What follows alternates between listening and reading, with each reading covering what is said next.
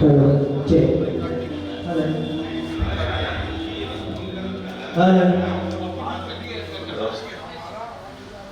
शुरू होने में 10 मिनट की और समय है।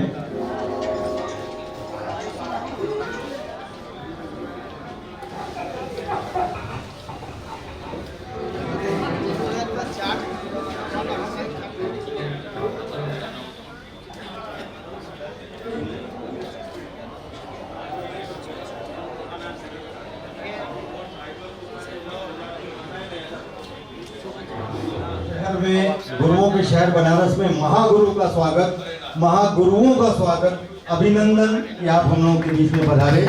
प्लीज आइए, स्थान ग्रहण कीजिए। फोटोग्राफर विचार समिति का सदस्य और जो हमारे अतिथिगण बारात आए हैं, उनका मैं तहे दिल से शुक्रिया अदा करता हूं कि वो अपना कीमती समय निकालकर हम लोगों के बीच अपने ज्ञान को बांटेंगे, जिससे हम लोगों का भी ज्ञान अर्जन होगा। श्री सचिव श्री रजनीश श्रीवास्तव से अनुरोध है कि गणेश वंदना से कार्यक्रम की शुरुआत करें। श्री रजनीश जी काशी में हो और भगवान शंकर का आवाहन न हो। नमः पार्वती पतये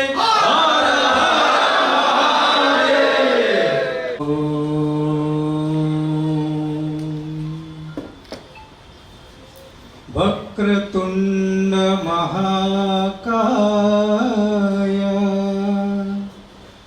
सूर्यकोटि समप्रभा निर्विघ्नं कुरु मे देव सर्वकार्येषु सर्वदा। महागणपते नमोस्तुते मातंगवदना नमोस्तुते प्रथम वंदना प्रणवाकारा विघ्नेश्वरा विनायका महागणपते नमोस्तुते नमोस्तुते। क्या परिचय करवाया जाए, वो अपने आप में ही हम लोगों को उजाला और शीतलता देते रहते हैं। आज की पेड वर्कशॉप में बनारस में सबको गुरु कहा जाता है और सब लोगों ने महागुरु को सुनने का निश्चय किया और यहाँ आए। आप सभी का स्वागत, सभी का आभार। ये वर्कशॉप की तैयारी हम लोगों ने 9 दिन में की है। 17 तारीख को निर्णय हुआ, 18 तारीख से काम शुरू हुआ। पूरी टीम को आज की वर्कशॉप का पूरा श्रेय समर्पित है। सभी सफल व्यवसायी हैं और सभी ने पूरा आत्मीय समर्पण फोटोग्राफर विचार समिति के कार्यक्रम को सफल बनाने में दिया, प्रोत्साहित भी किया। मैं उनका भी आभार न करूं तो ये बेईमानी होगी। ये हम लोगों के बीच में श्री राकेश नागर जी आए हैं। उनका संक्षेप में कहूं तो राकेश जी का 35 साल पुराना अनुभव है। ये न्यूज करेक्ट अफेयर्स से जुड़े हुए हैं, न्यूज चैनल NHK जापान से जुड़े हुए हैं, अमेरिका के PBS चैनल में अपनी सेवाएं दे चुके हैं। स्टिल और खासतौर से वीडियो का इनको बहुत गहरा नॉलेज है। मैं बस यही कह सकता हूं कि ये हम लोगों का सौभाग्य है, कुछ अच्छे कर्म हैं, उन कर्मों के कारण आपका पदार्पण बनारस की धरती में फोटोग्राफर विचार समिति के मंच पर हुआ। आपका बार बार स्वागत, बार बार अभिनंदन, बारंबार प्रणाम। हमारे यहाँ एक बैनर लगा हुआ है, गिरीश मिस्त्री सारी एकेडमी। ये गिरीश मिस्त्री जी टॉप 25 फोटोग्राफरों में से एक हैं। श्री विशाल जी इनकी एकेडमी से फोटोग्राफी की स्किल को डेवलप किए हैं। इन्होंने अपनी पूरी स्टडी फोटोग्राफी के निमित्त पूरी स्टडी इनकी एकेडमी से की। फैशन फोटोग्राफर विक्रम बाबा का फैशन शो के द्वारा किया जाता रहा है। प्रोफेशनल तौर पे देखा जाए तो होंडा, ग्रीन प्लाई, गार्नियर जैसे नामी गिरानी कंपनियों के विज्ञापन शूट इनके द्वारा वर्तमान में भी किए जाते हैं। कैमरॉन, सोनी जैसी अन्य विशिष्ट कंपनियों के लिए वर्कशॉप करते रहते हैं। इनका बार बार स्वागत, बार बार अभिनंदन। हमारे वरिष्ठ कार्यकर्ता, हमारे वरिष्ठ सहयोगी, इनके संरक्षण में हम लोग फोटोग्राफर विचार समिति को उन्नति की ओर लेकर चल रहे हैं। चांद की उपमा मैंने दी श्री राकेश भैया को, वो शीतलता, वो ठंडक, तो चांद जैसी शीतलता का परिचय तो मैंने दिया। लेकिन अगर एक बात कही जाए, सूरज न हो तो चांद भी नहीं है। सूरज है तभी हम में ऊर्जा है। सूरज का तेज ही हम लोगों में तेज भरता है, ये वास्तविकता है। तो सूरज का मैं क्या परिचय दूं? वो अपने आप में चमकता हुआ सितारा है। ऐसा सितारा श्री संजीव ढल जी, फोटोग्राफर एसोसिएशन को ये मंच पर इकट्ठा करने में हमेशा 24 आवर ये लगे रहते हैं। और मेरे एक निवेदन पे, मेरे एक फोन कॉल पे इन्होंने मेरे आग्रह को स्वीकारा। मैं इनका आभार व्यक्त करता हूं, इनका स्वागत और अभिनंदन करता हूं। श्री शंकर जी हमारे कार्यकारिणी के वरिष्ठ और बहुत ऊर्जावान कार्यकर्ता हैं, हमारे कार्यकारिणी के सदस्य हैं, हम लोग को हमेशा करते हैं।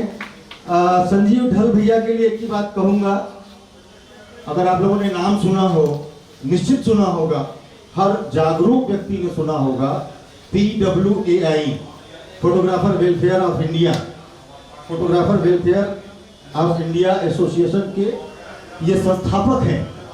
इन्होंने टी सीरीज वाले बीच में बड़ा उत्पाद कर रहे थे, लोगों का कंप्यूटर उठा के ले जा रहे थे कि हमारा गाना मत प्रयोग करो, अगर हमारा गाना प्रयोग करोगे तो प्रति कंप्यूटर 15,000 रुपया साल का देना पड़ेगा। इन्होंने उसके विरुद्ध लड़ाई लड़ी और जीती।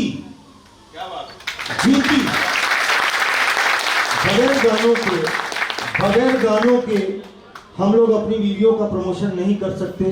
उसमें इन्होंने बहुत बड़ा सहयोग किया। इतने जुझारू व्यक्तित्व है इनका कि कोई भी बवाल हो उसमें ये अगर घुसे तो वो जीत कर लौटते हैं। और अभी की बात बताऊं, परसों रात में मेरी इनसे बातचीत हो रही थी। ये बाई फ्लाइट आए थे अहमदाबाद से, ये अपने फोटोग्राफर विचार समिति के कार्यक्रम को अटेंड करने आए और संयोग से वहां पे लगेज में इनकी अटैची चली गई और अटैची का पहिया और हैंडल तोड़ दिया गया। ये इंडिगो की फ्लाइट से आए थे और इस व्यक्तित्व ने पूरे एयरपोर्ट को परसों रात में हिला दिया और इंडिगो वालों को उससे बेहतर कंपनी की अटैची इनको गिफ्ट करनी पड़ी और इनसे क्षमा मांगनी पड़ी।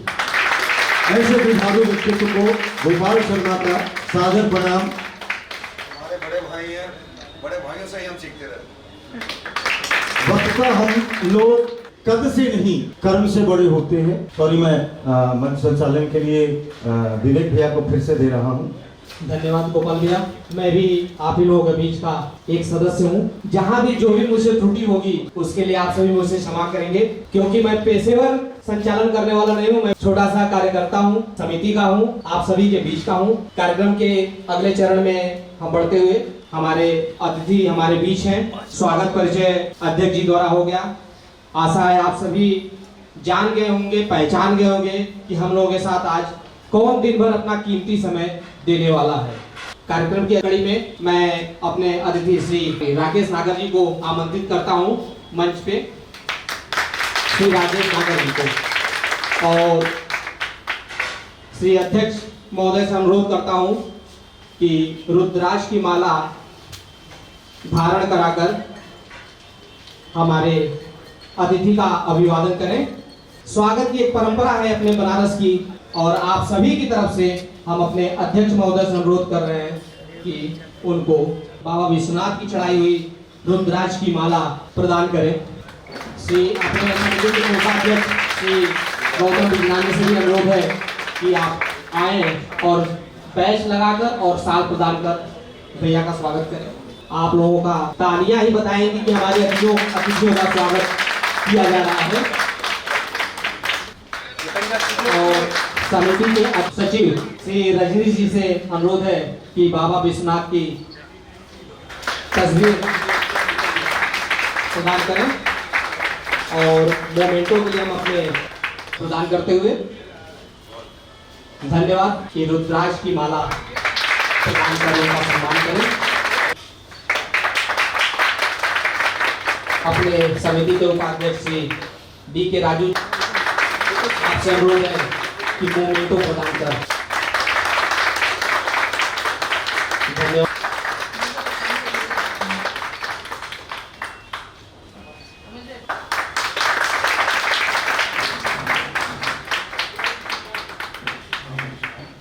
और साल प्रदान करने के लिए हम आमंत्रित करते हैं अपने श्री तो इसलिए हमने इनको युवा और विश्वनाथ जी की तस्वीर के लिए हम आमंत्रित करते हैं श्री राजेश खनेजा जी को।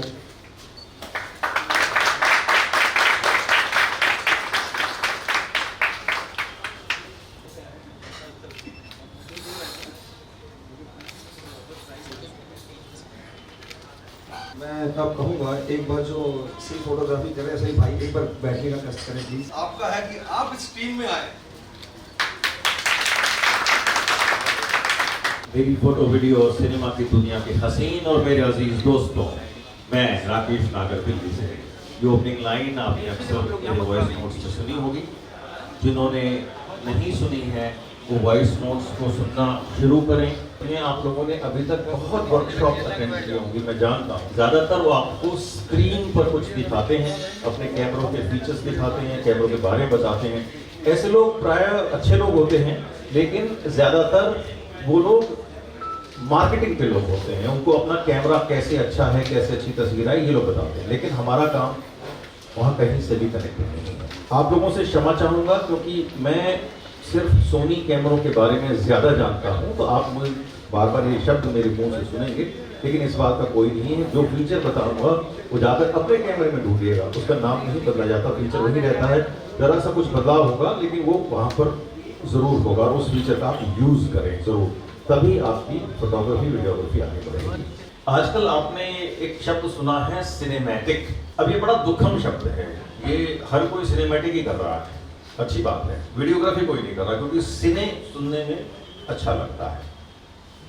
कभी आपने सोचा सिनेमैटिक का मतलब क्या है, मीनिंग क्या है इसका? सिनेमैटिक का सीधा सीधा मतलब है सिनेमा जैसी तस्वीरें खींचना। तो सिनेमैटिक जो सिनेमा की चीजें हैं, सुंदर लगती हैं, अभिनेत्रियां उसमें, अभिनेता लोग, हम चाहते हैं कि ऐसी तस्वीरें खींचें, ऐसी वीडियो खींचें। इसके लिए 3 चीजों का होना सबसे ज्यादा जरूरी है। मतलब ऑडियो का होना। वीडियो आता है जिम्मेवारी के साथ में कि आप अच्छी ऑडियो भी करें और अच्छी वीडियो भी करें। सबसे ज्यादा कमजोर कड़ी अगर सिनेमैटिक में होती है तो वो ऑडियो की होती है। ऑडियो पे बिल्कुल काम या ध्यान नहीं दिया जाता। आप ये सोचते हैं जो नेचुरल साउंड रिकॉर्ड की गई है इस पर हम कोई दूसरी आवाज़ भर देंगे, लेकिन आवाज़ का अच्छा होना बहुत ज़रूरी है। आप देखिए, एक डायलॉग मेरा विश्व में काफ़ी प्रसिद्ध हो गया है कि कभी यूट्यूब पे या कहीं भी आप वीडियो देखते हैं, उसमें अगर ऑडियो खराब होगी, चाहे वीडियो कितनी अच्छी हो आप नहीं देखेंगे, लेकिन अगर पिक्चर की क्वालिटी थोड़ी डाउन भी है और ऑडियो बहुत अच्छी है तब आप उसको देख पाएंगे। ऑडियो की इंपॉर्टेंस को आप कम ना करें। आज इसके बारे में भी बात करेंगे। तीसरी चीज़ फिर दोबारा से इग्नोर की जाती है बार बार, और वो है स्टेबलाइजेशन। वीडियो आपकी हिलेगी जरूर और इसके लिए आप अपने कैमरे को स्टेबल रखें। ट्राइपॉड एक बहुत अच्छी चीज़ है, इसको बुरा ना माने, सारे लोग हाथ से तस्वीरें वीडियो खींच रहे हैं। हाथ अच्छी चीज़ है लेकिन अल्टीमेट नहीं है। जो कैमरामैन का स्किल है, ये स्किल किस लेवल तक का हो सकता है। मैं आप लोगों को एक गाना दिखाने जा रहा हूँ, क्योंकि सिनेमैटिक बात की है तो सिनेमा को पढ़ना बहुत जरूरी है। हम सिनेमा इसलिए देखने नहीं जा रहे कि उसमें अच्छी उछल कूद है, अच्छे गाने हैं, लेकिन ये समझने भी जा रहे हैं आज के बाद से, जब कभी भी सिनेमा देखें, चाहे मोबाइल में ही देखें, लेकिन ये देखें कि लाइटिंग कैसी है, उसमें आवाज़ कैसी है और उसमें शॉट्स किस तरह लिए गए हैं और किस तरह से हम अपनी कल्पना को फिर अब आगे बढ़ाएं और सिनेमैटिक वीडियो करें। सबसे अच्छी पढ़ाई सिनेमा को देखकर ही होती है, वीडियो की जो मर्जी कर लें। विजुअल, पहला विजुअल, बहुत कमाल का विजुअल, बहुत अच्छी ऑडियो और स्टेबलाइजेशन, किसी भी किस्म से स्टेबलाइजेशन, चाहे ट्राइपॉड से करें, चाहे गिम्बल से करें, चाहे आप सॉफ्टवेयर में स्टेबलाइज करके करें, लेकिन स्टेबल जरूर करें। भाई इस बच्चे के लिए तालियां खास तौर से, बहुत कमाल। तो यही सेशन हम चाहते हैं। किसी भी उम्र का हो, सवाल जरूर पूछें। गौर से देखिए, गौर से। हेलो हेलो, तू फ्लोर पे रखकर आई येलो येलो, बड़ी सॉलिड मस्ती चाहिए।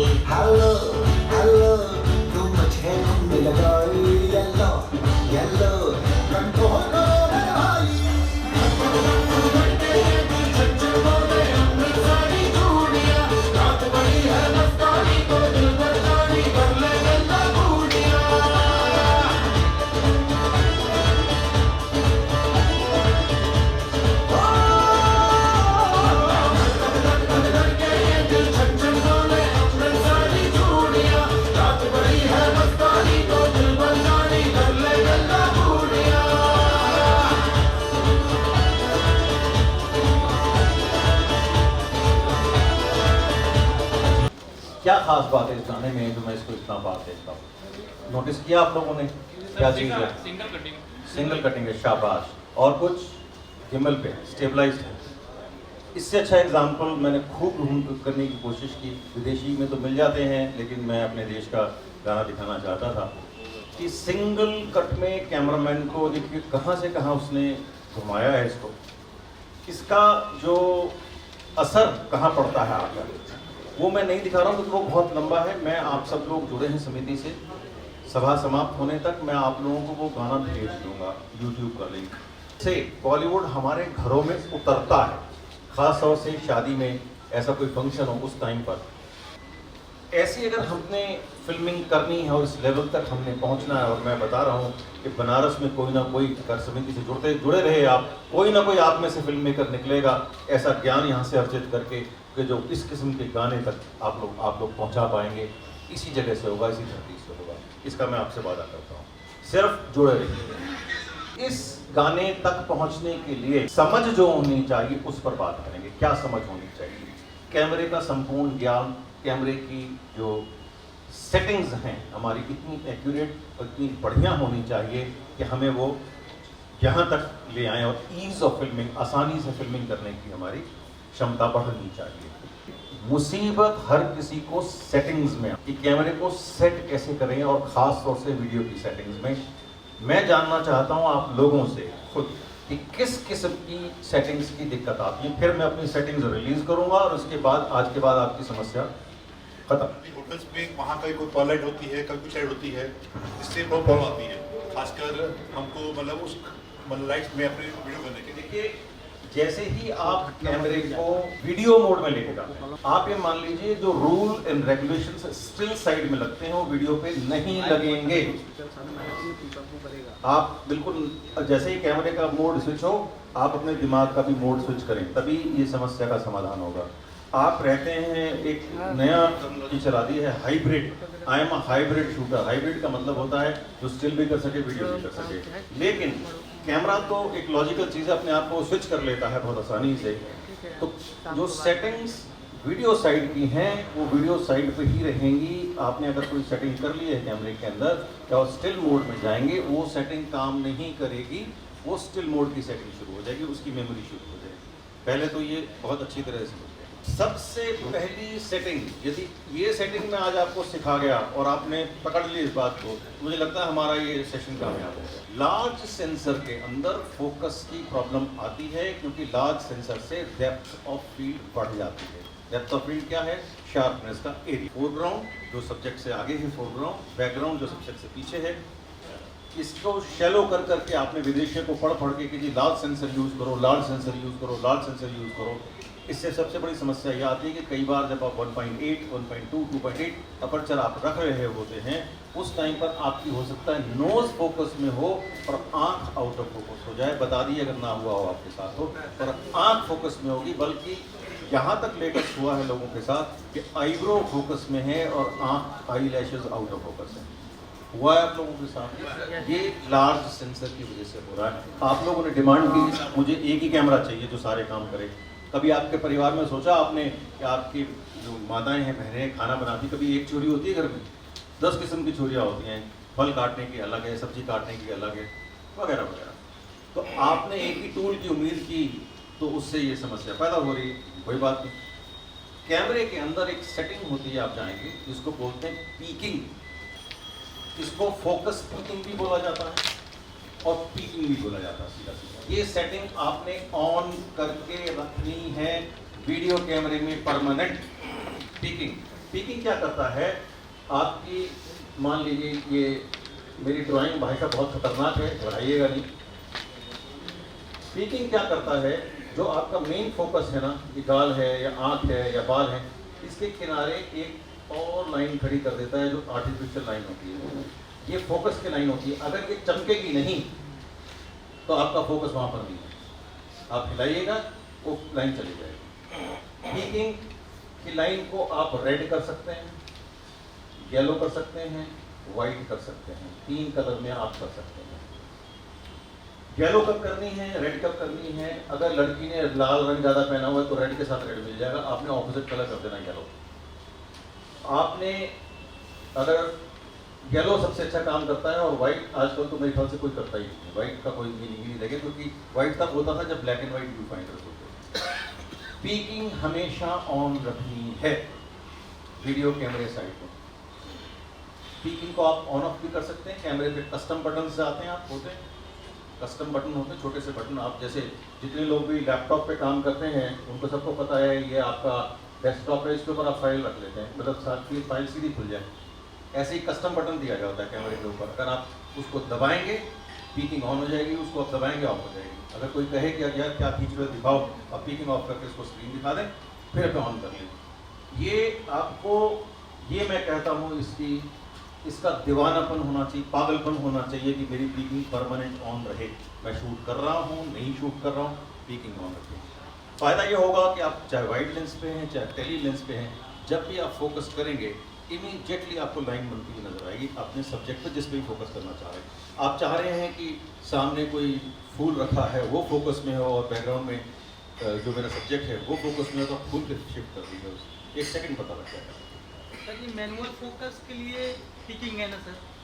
ऑटो के लिए भी है, मैनुअल के लिए भी है। पहले होता था कि मैनुअल करने पर पीकिंग आती थी, ऑटो करने पर चली जाती थी, अब दोनों में आती है। सर जी अभी अगर मान लीजिए कई सब्जेक्ट हो गए तो सब पर फोकस कैसे होगा? सबके फोकस कहाँ होगा, कब कैसे होगा? वाइड लेंस लगाएंगे, अपर्चर छोटा करेंगे। कि इस वक्त मेरी किस जगह फोकस है ये आपको पीकिंग बताएगी।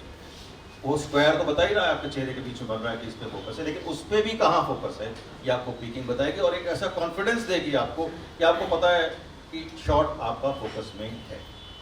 आप नहीं चाहते, नहीं पसंद करते, आप इसको ऑफ कर लीजिए, पर मैं बिल्कुल एडवाइस नहीं करूंगा कि आप इसको ऑफ करें।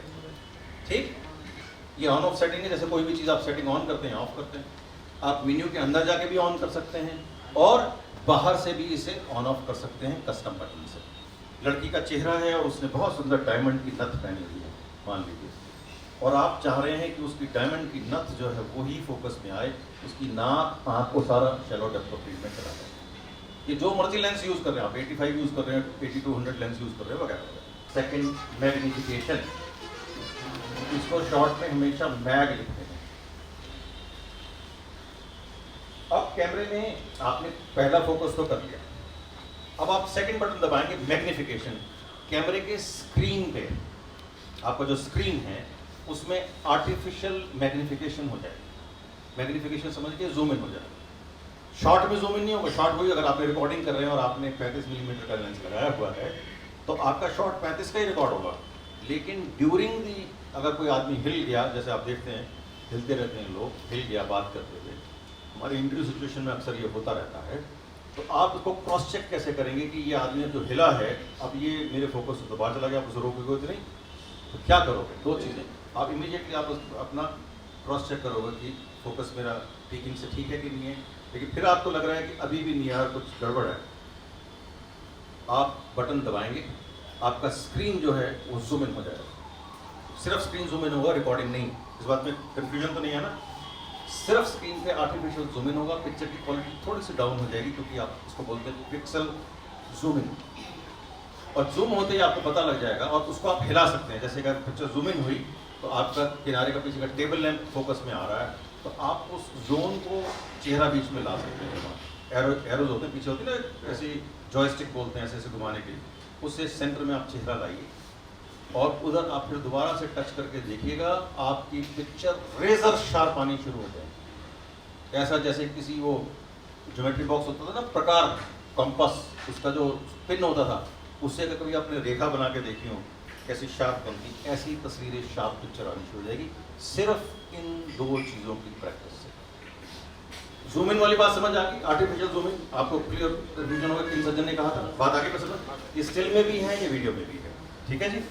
Artificial magnification. दूसरी चीज अब और मजे लीजिए भाई साहब, आज आपके लेंस और कैमरे की कीमत दुगनी करने जा रहा हूं। आप ही मान लीजिए आज के बाद से जब कभी भी आप लेंस खरीदने जाएंगे तो आप ये मानेंगे कि आप 1 लेंस नहीं खरीद रहे हैं, आप 2 खरीद रहे हैं। ये बात पक्की करने का चाहता हूँ। कैमरे में एक फीचर होता है जिसको बोलते हैं क्लियर इमेज जूम, ये ऑन करना पड़ता है। आज की तारीख में जितने कैमरे हैं ज्यादातर वो 4K के सेंसर लगाते हैं, आप जानते हैं सेंसर जो है वो 4K है और आप रिकॉर्ड कर रहे हैं HD, लेकिन सेंसर तो 4K ही है। ये बात समझ आ रही है? यहां से कोई कंफ्यूजन तो नहीं?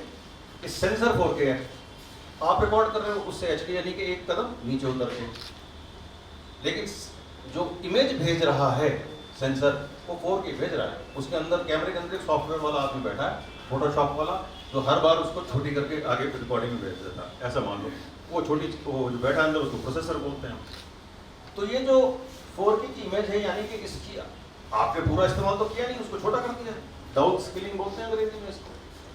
तो किसी बहुत इंटेलिजेंट इंजीनियर ने क्या कमाल किया कि ये जो 4K की इमेज आ रही है, इस इमेज में आप बेसिकली, अगर आप, मैं कहूँगा सब हाथ उठा देंगे, सबको पता है डिजिटल जूम, सबको पता है, लेकिन घबराते हैं क्योंकि आपने उस जमाने के डिजिटल जूम इस्तेमाल किए हुए हैं जिस जमाने में वो दाने दाने निकल जाते थे। उस बात है, आप क्या कहते थे, पिक्सल फट गए, ऐसा कुछ बोलते थे, ग्रेन्स आ गए।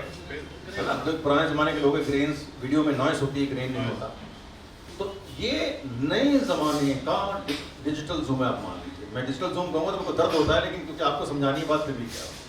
क्लियर इमेज जूम में जैसे आप ऑन करते हैं तो आपने 50 मिलीमीटर लगाया है, मिररलेस यूज कर रहे हैं, कभी किस तरह से जूम हो सकता है? बताओ, तो पूछो ना, पूछते क्यों नहीं हो? क्यों नहीं होती? तो देखो सर, हम जो पैसे कमा रहे हैं ना, वो तो मिट्टी कमा रहे हैं, मिट्टी। कैमरे के जो डिजाइनर्स हैं ना, उसमें जो सेंसर बना रहा है, जो कैमरे के स्क्रूज बना रहा है, जो चिप बना रहा है, उनकी भी कोई इज्जत नहीं होती। कंपनी में जो डिज़ाइन करते हैं कैमरे, उनमें सबसे ज़्यादा इज्जत उसकी होती है जो कैमरे का ऑपरेटिंग सॉफ्टवेयर बना रहा होता है।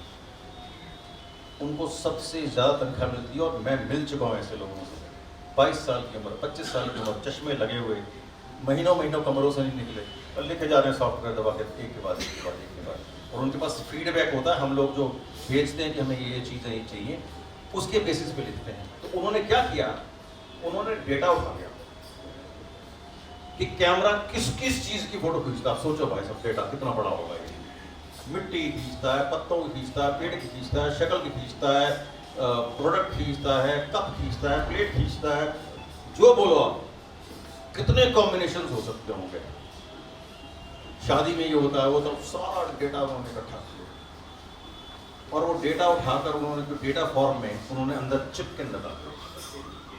तो जब आप जूमिंग कर रहे होते हैं, कैमरे को ये पता होता है किस चीज पे जूमिंग कर रहे हैं और मुझे क्या चीज बढ़ानी है और क्या चीज घटानी है। तो वो उतनी चीज बढ़ाता है। जब आप पहले डिजिटल जूम करते थे तो सभी चीजें बढ़ा देता था, वो ग्रेन भी बढ़ा देता था, पर ये इंटेलिजेंट जूम है, इस्तेमाल करके देखिएगा फ्री में।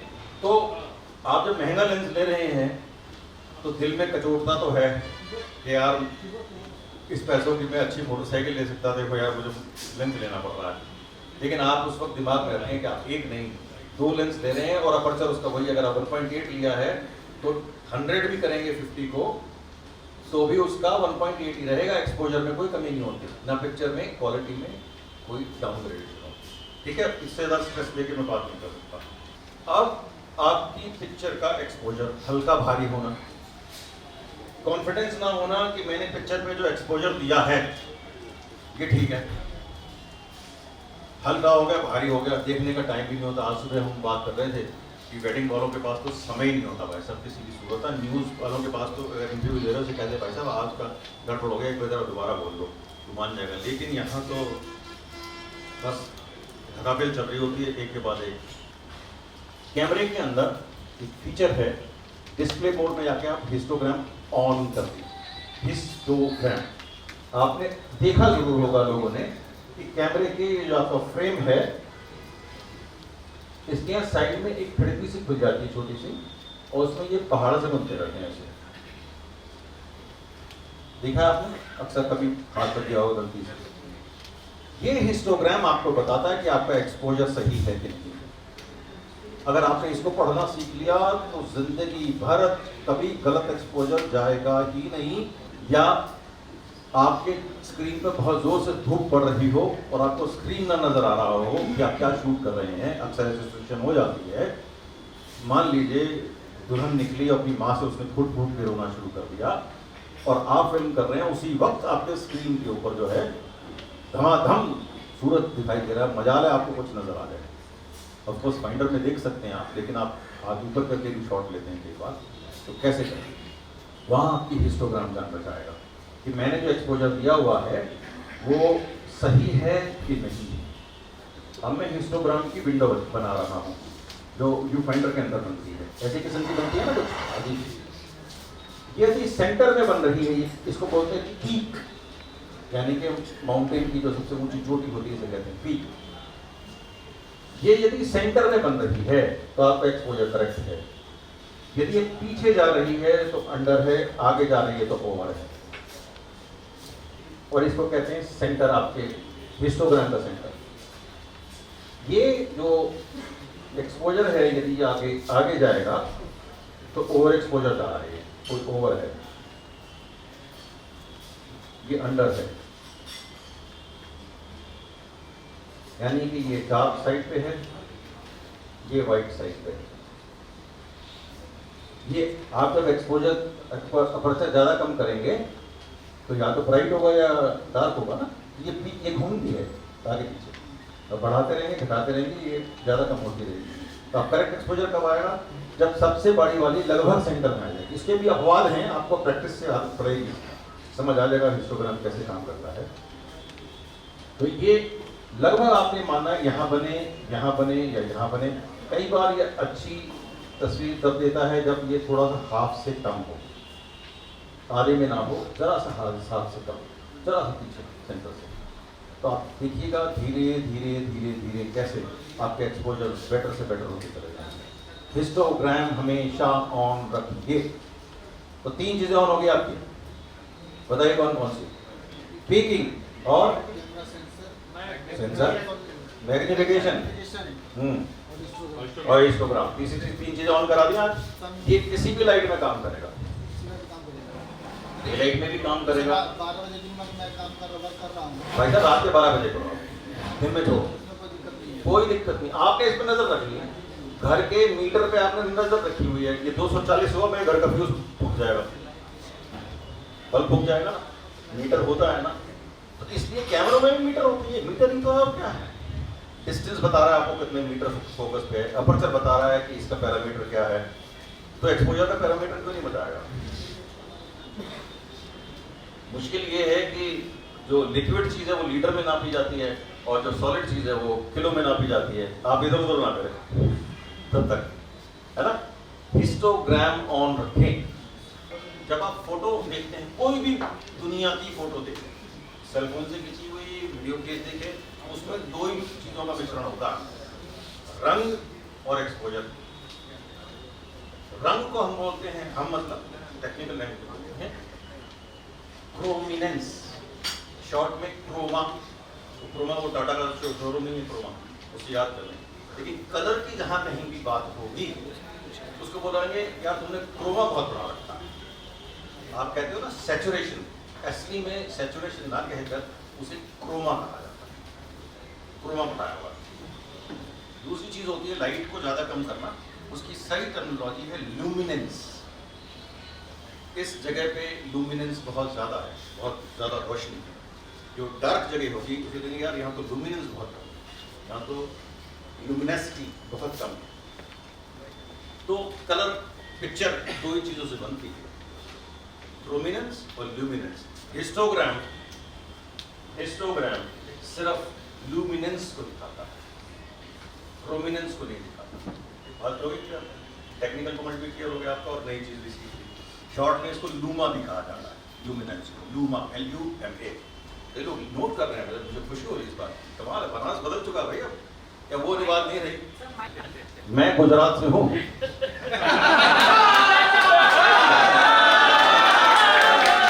इससे डबल चोरी से मैं वडनगर से हूँ, जहाँ से मोदी जी हैं। तो आपको पता होगा कि मोदी वडनगर का आदमी बोलचाल में तेज होता है। अब 2.5 घंटे पहले तो कुछ छोड़ने का, आप जाने के बाद फोटोग्राफर सुधरेंगे। क्या बात है बच्चा। इस वक्त जो डिजाइन में काम चल रहा है सबसे ज्यादा कैमरे के डिजाइन में, वीडियो कैमरे के डिजाइन में, उस पर दो चीज़ों पे सबसे ज़्यादा फोकस लगा हुआ है। मिलियंस ऑफ डॉलर्स फूके जा रहे हैं कि दो चीज़ बदल है डिज़ाइनर्स को, एक ही चीज़ काम पे लगाया हो। लगे होंगे इस वक्त कोई जापानी लिखने, अपना एनकोड करने, तो भारतीय भी उनकी सहायता कर रहा होगा। कैमरे में नॉइस कैसे कम की जाए, नॉइस लेवल्स कैसे कम लाया जाए, कम रोशनी में कैसे तस्वीर खींची जाए। और दूसरा काम चल रहा है कि कैमरे के फंक्शंस में आर्टिफिशियल इंटेलिजेंस, कृत्रिम दिमाग इस वक्त की सबसे बड़ी टेक्नोलॉजी में ये है। आर्टिफिशियल इंटेलिजेंस अब हर चीज में आ रही है। सबसे ज्यादा काम कर रही है इस वक्त वो है फोकस के अंदर। फोकस के अंदर आर्टिफिशियल इंटेलिजेंस डाली जा रही है। आपकी आंखों की रिकग्निशन हो रही है, नाक की हो रही है, ये अब आंख है, अब ये बिल्ली की आंख है, ये जानवर की आंख है कि इंसान की आंख है, वगैरह वगैरह, और इसको एल्गोरिथम लगते हैं। और ये इतना फास्ट काम करता है, जो लेटेस्ट कैमरे आ रहे हैं, जो लेटेस्ट लेंसेज आ रहे हैं, जैसे मार्क 4 है सोनी का, उसके अंदर तो इतना तेज काम करता है साहब, मैं हार गया उस कैमरे से। मैं नहीं इतना फास्ट मैनुअल फोकस कर सकता। अब इसको हमने कैमरे के भरोसे छोड़ दिया। मेरे पास एक कैमरा भी दिखाऊंगा, वीडियो कैमरा, उसके जैसा ऑटो फोकस फास्ट मैंने अपनी जिंदगी में नहीं देखा। पिछले साल फरवरी से मैंने मैनुअल फोकस करना बंद कर दिया। मेरे बस की नहीं है। ऑटो फोकस पे काम करते हैं, उसको लॉक इन करते हैं और बेहतरीन तस्वीरें आती हैं और ज्यादा तस्वीरें आती हैं। आर्टिफिशियल इंटेलिजेंस है, फोकस की अलग है। इसका सबसे अच्छा काम किया है उन्होंने, डिजाइनर्स ने, ऑटो वाइट कर दिया। ऑटो वाइट, जब आप स्टिल साइड पे होते हो तब तो आप ऑटो वाइट इस्तेमाल कर रहे होते हो। कौन मैनुअल वाइट बैलेंस डालता है? बहुत कम लोग। यहाँ पर आप आए, आप देख रहे हो कि इस वक्त दो लाइटें मिक्स हो रही है, छत से एक डे लाइट आ रही है, ये पीली जल रही है, एक आदि कुछ और भी आ रहा होगा, तो ये हो गई मिक्स लाइट। यहाँ पे मिलके एक नया कलर टेम्परेचर पैदा हो गया।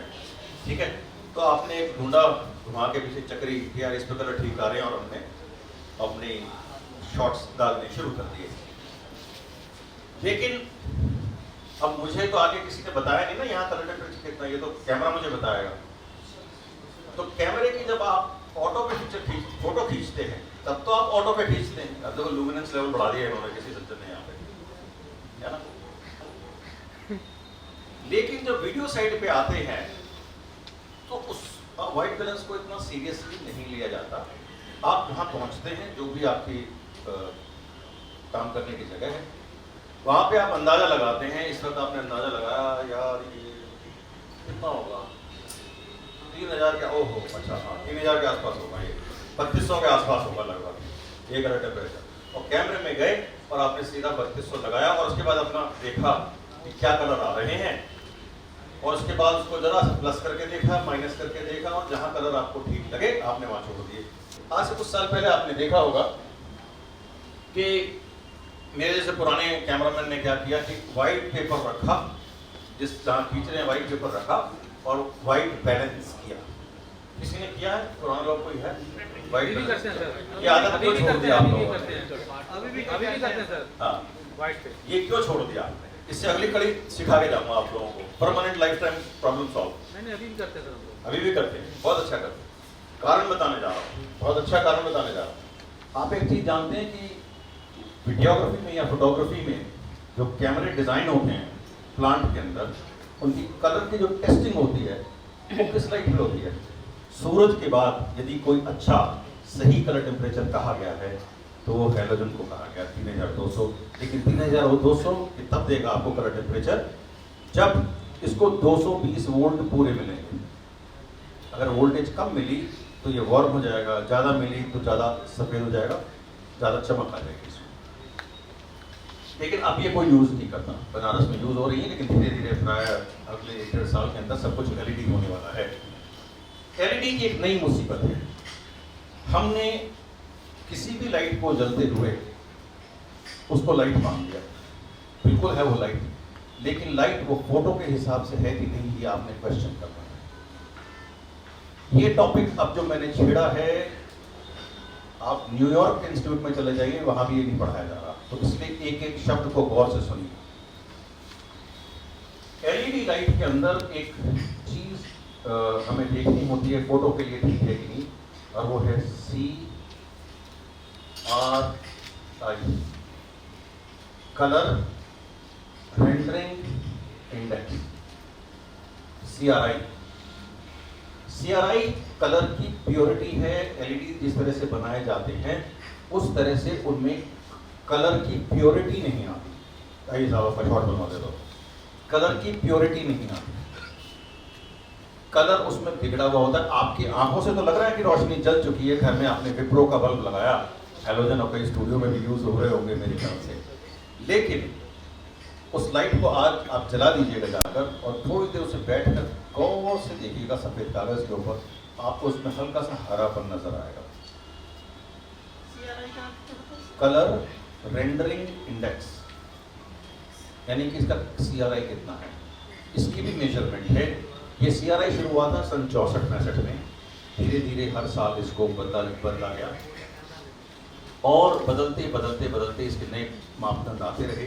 इसलिए जो सिनेमा की जो लाइट्स होती हैं उनमें सबसे पहली चीज सिनेमाटोग्राफर पूछता है what is the CRI of this light, अगर खरीदने जा रहा है या उसको।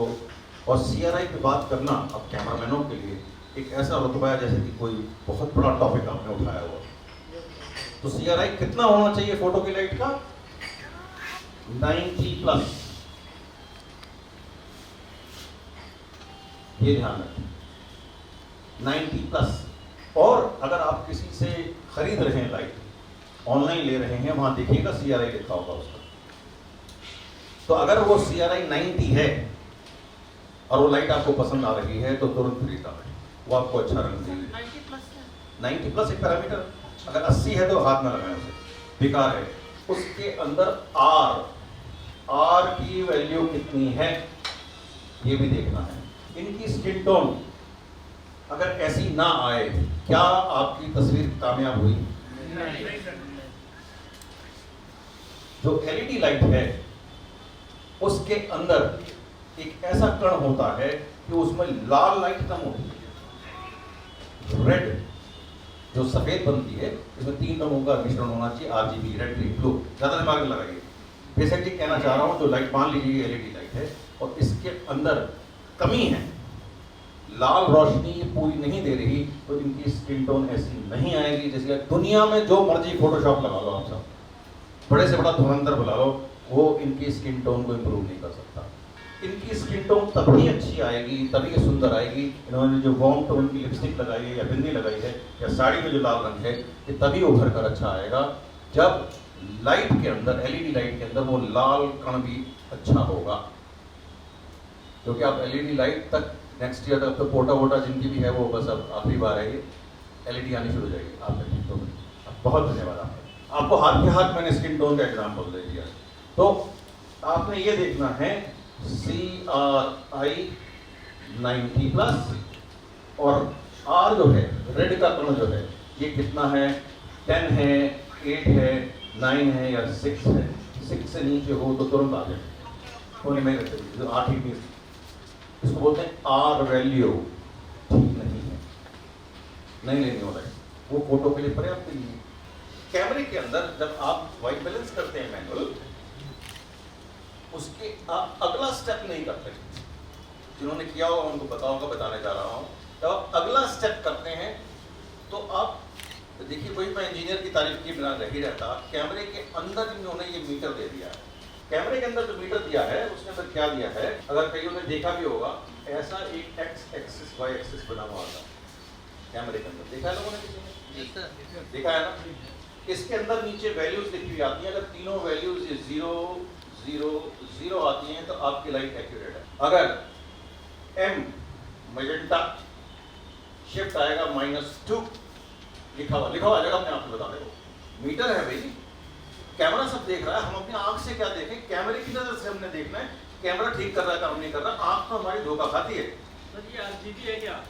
ये RGB है जी, ये आपको बताएगा और यहाँ पे डॉट भी बना हुआ बताएगा सर, ये डॉट बना बताएगा कितना शिफ्ट होगा। अगर ये सेंटर में है तो आपकी लाइट एक्यूरेट है। व्हाइट बैलेंस करने के 2 तरीके हैं, एक मैनुअल और एक है ऑटो। ये दोनों वीडियो की परिस्थिति में बता रहा हूँ, वीडियो में, स्टिल में अभी नहीं बात कर रहा हूँ।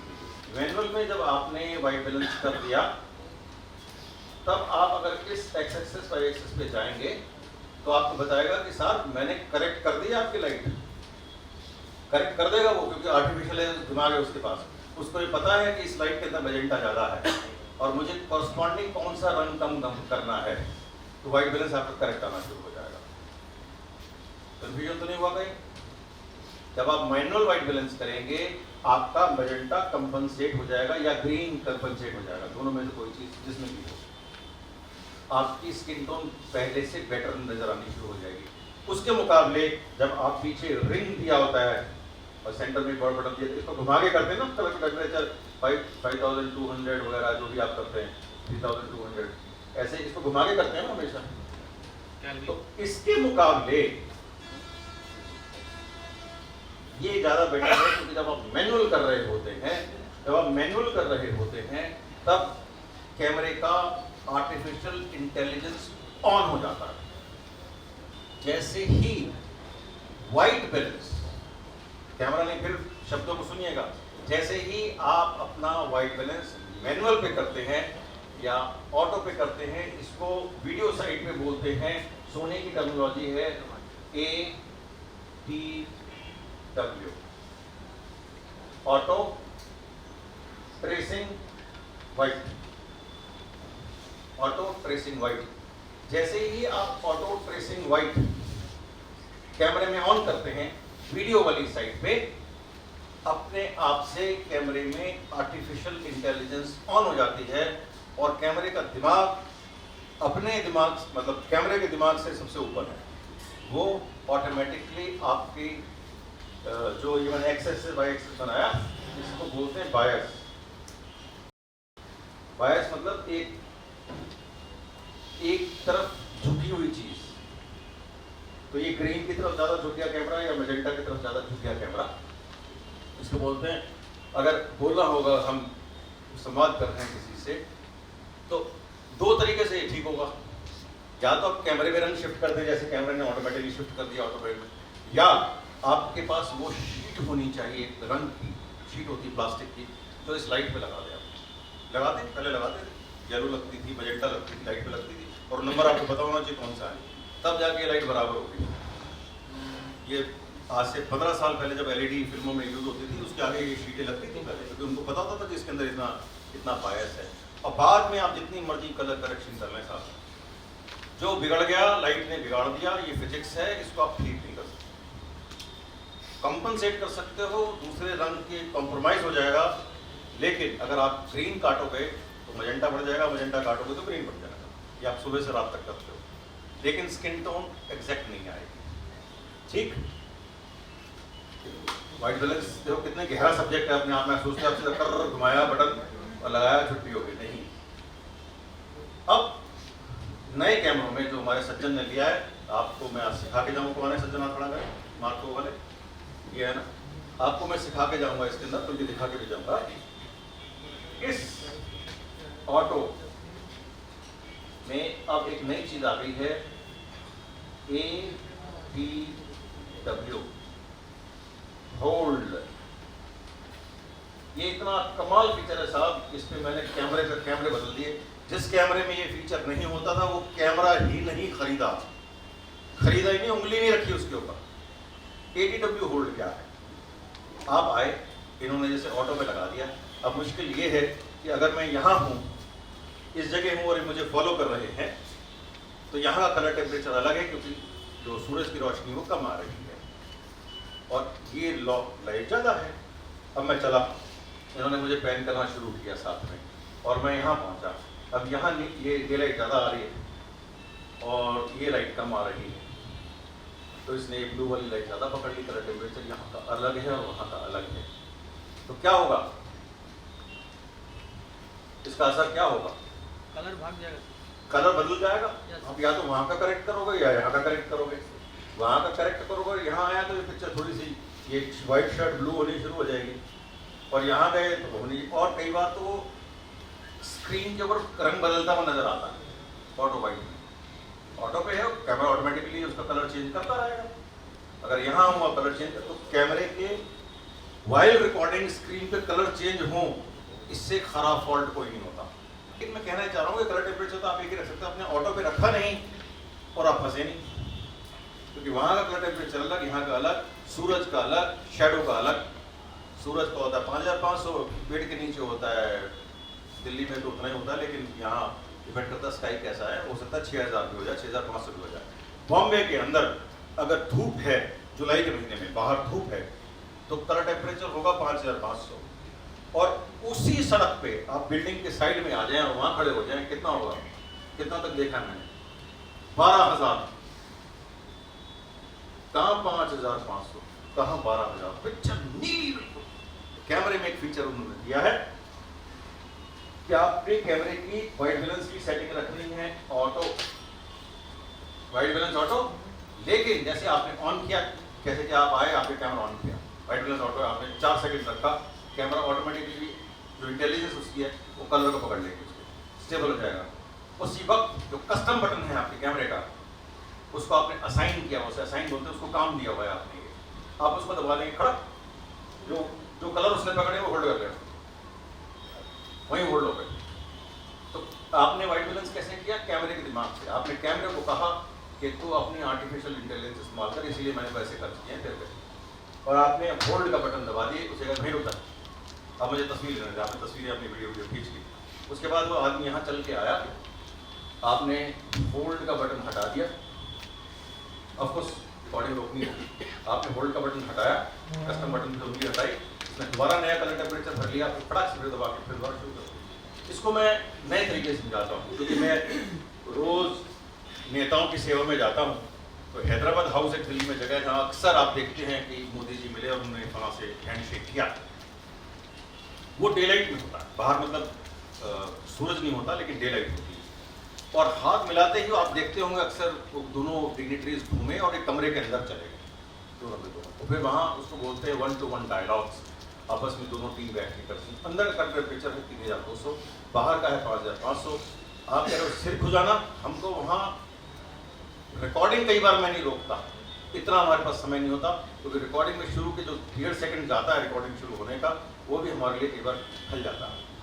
मैं रिकॉर्डिंग होने रखता हूँ, उसको चलता रहता है, क्या इसमें रिकॉर्डिंग एडिटिंग में कौन सी मुश्किल है? तो कैसे करेंगे हम ये काम? 3200 कैसे लाएंगे अंदर का?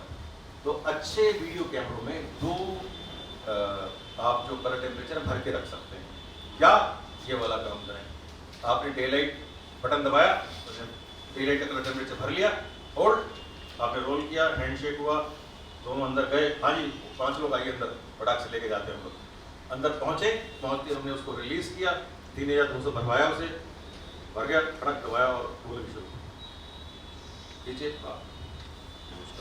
तो आप जिस मर्जी लाइट में आपको कोई ले जाए, आपने ATW दबाया, 3 सेकंड लगाया और आपने रोलिंग शुरू कर दी। बल्कि हम तो ये करते हैं, रोलिंग शुरू करके ATW भरवाते हैं उसे, शुरू की पिक्चर थोड़ी लाल पीली हरी आएगी, फिर अपने आप से फटाक से बहुत जल्दी ठीक करता है ATW। कितनी बार करता है, कई बार तेज की मतलब आपने पलक झपकी पता लगा कर ठीक हो गया। हर कैमरा होता है ना, निकॉन सोनी सब में होता है, जिसमें नहीं होता वो कैमरा मत लेना आप।